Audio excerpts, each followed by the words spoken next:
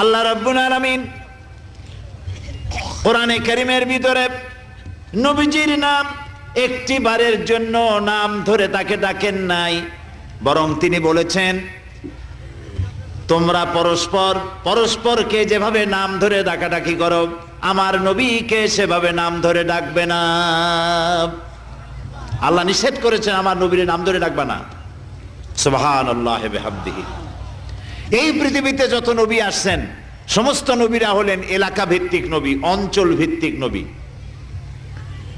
এক এক এলাকার, নূহ আলাইহিস সালাম এক এলাকার, মুসা আলাইহিস সালাম আলাক এলাকার, দাউদ আলাইহিস সালাম আরাক এলাকার, এরকম এলাকা ভাগ ভাগ করা।